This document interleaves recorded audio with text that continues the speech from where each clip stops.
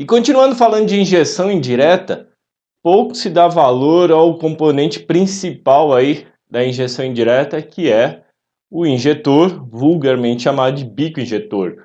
Por quê? Ele trabalha numa velocidade extremamente rápida, então você acerta ele em milissegundos, geralmente de 1 milissegundo até 18, 20 milissegundos de tempo de abertura, que ele abre e fecha, por ciclo de funcionamento, então é extremamente rápido.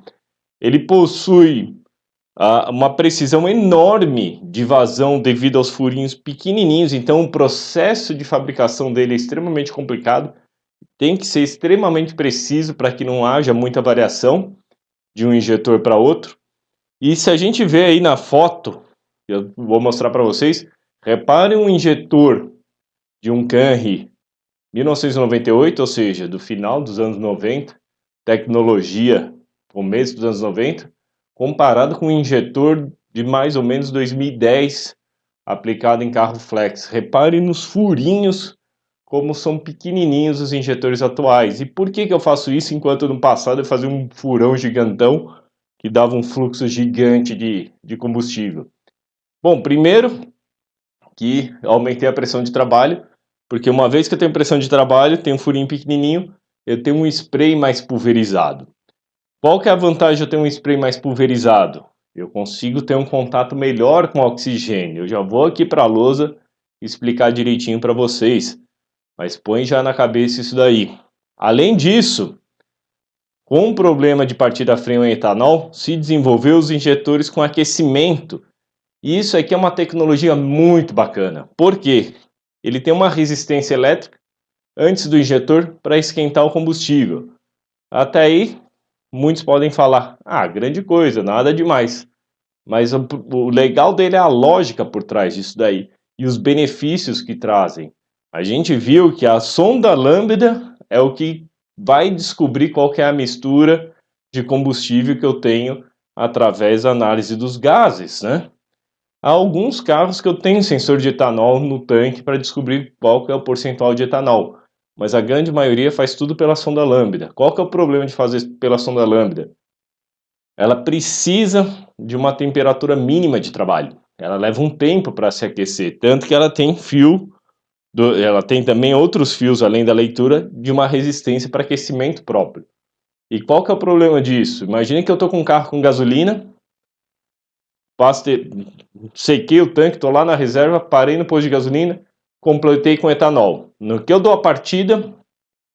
momento que eu dou a partida, eu ainda tenho gasolina na galeria de combustível, e essa gasolina vai queimar dentro do motor, vai dar a partida, muito bem, mas corre o risco, que é muito comum, do carro não dar tempo de se adaptar com etanol se a partida é muito curta. Então é muito comum a pessoa completar com etanol, dar a partida, dirigir até conveniência, desligar o motor, e aí no momento seguinte que ela vai partir o carro não parte, porque aí ele já está com etanol na galeria e não teve tempo do sistema eletrônico aprender que ele estava com etanol.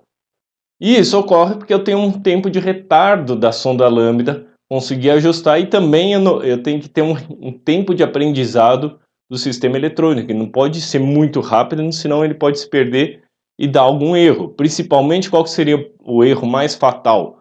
Ele dá muito avanço de ignição, porque etanol precisa trabalhar com maior avanço de ignição, e consequentemente, digamos, sem querer ele achou que estava com etanol e não está, deu muito avanço de ignição, deu uma detonação gigantesca no motor e eu quebro o motor. E aí? Quem vai ser o responsabilizado por isso?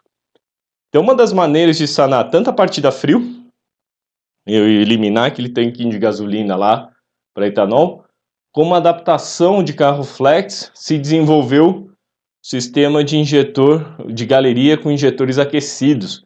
Como que funciona? Tem uma resistência elétrica antes do injetor que vai aquecer o combustível antes dele ser injetado. Qual que é a beleza do sistema? Uma vez que, por exemplo, eu estou a 10 graus Celsius, eu estou a 5 graus Celsius, eu vou partir com etanol, o motor está frio, a hora que eu injetar o combustível, ele vai sair praticamente em líquido, né? Estado líquido, e eu não vou conseguir queimar. Ele vai bater na parede do cilindro, vai bater no pistão, vai molhar a vela, não vai atingir aquela temperatura de fulgor que a gente já discutiu, não vai vaporizar e o carro não parte. e as moléculas são gigantescas. Agora, se eu aqueço esse combustível para 50, 60 graus, ele já sai totalmente vaporizado do injetor. Com isso, ele já começa a se misturar melhor com o ar. Com isso, ele vai partir muito mais fácil. Mas, principalmente, que é o que eu vou explicar na lousa agora, eu melhoro bastante emissões com isso, por causa do tamanho das moléculas.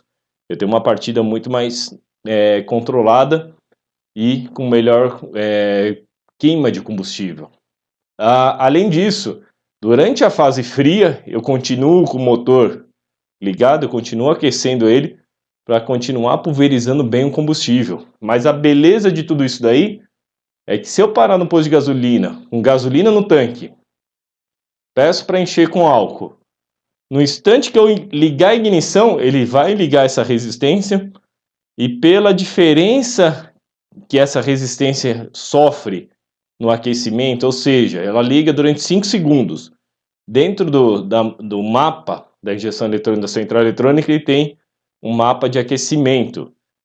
Então, se durante 5 segundos aqueceu numa certa velocidade, ele consegue descobrir se eu tenho gasolina, se eu tenho etanol ou se eu tenho uma mistura dos dois. Pô, isso é uma maravilha, porque praticamente instantaneamente ele já se adapta e sabe qual combustível eu tenho. E ele continua fazendo essa leitura conforme o combustível vai sendo trocado da flauta, da galeria de combustível, que por enquanto eu tenho gasolina, coloquei etanol no tanque, até isso aqui ser trocado leva um tempo, então ele se adapta muito bem a isso. Consequentemente, eu posso muito bem ter um sistema que eu uso a sonda lambda para verificação, mas para partida instantânea, ou principalmente quando eu parto o carro, dirijo até a conveniência durante 5, 10 segundos e desligo, eu consigo partir sem problema algum. E qual que seria o motivo de eu querer moléculas cada vez menores? Pensa comigo, e nem no caso do carvão lá no seu churrasco.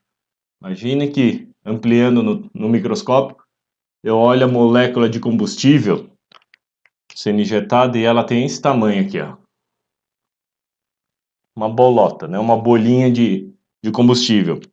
E digamos que as moléculas de oxigênio sejam desse tamanho.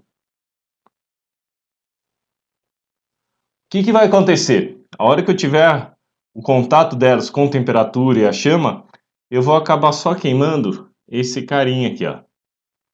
Em compensação, tudo que está aqui no meio vai ficar sem contato com o oxigênio. E, óbvio, né, depois que isso aqui é tudo liberado, essa molécula que ficou menor, ela vai tentar em algum momento, ela vai estar caminhando por dentro do cilindro, ela vai talvez trombar com outro oxigênio. Mas como tudo isso aí ocorre muito rápido, essa queima acaba sendo muito incompleta. O que seria uma queima incompleta? Na verdade, lá da química do colégio, nossa gasolina, etanol, não deixa de ser uma cadeia de carbono, hidrogênio e oxigênio. E com oxigênio da atmosfera, vou liberar o que eu quero no escapamento, CO2 e água. Eu falo isso para queima completa justamente pelo simples fato que se eu não tiver oxigênio suficiente em contato com essas moléculas, o resultado disso pode ser algo mais feio e que libera, além de liberar menos energia, é poluente e a gente vai discutir isso daí. Então, se eu tiver uma queima muito incompleta, eu vou liberar apenas carbono nessa reação aqui, do oxigênio com carbono. Ou seja, particulado, fumaça preta. Um pouquinho menos incompleto, eu vou liberar monóxido de carbono. Extremamente tóxico, a gente vai discutir isso daí. E se eu tiver uma queima completa, CO2. Conforme eu vou caminhando aqui, eu também vou conseguindo liberar mais energia do combustível.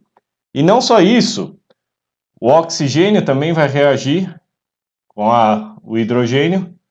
O ideal é sair água, mas é muito comum também virar uma mistureba aí, que o carbono acaba reagindo com o hidrogênio e vira HC. Então vocês já ficaram atrás de um carro velho, de um fusquinho, de uma moto velha e não conseguiram respirar, ardia? Esse carinha aqui, ó. Isso aí que te causa o grande problema. E obviamente que a energia liberada não é tão grande.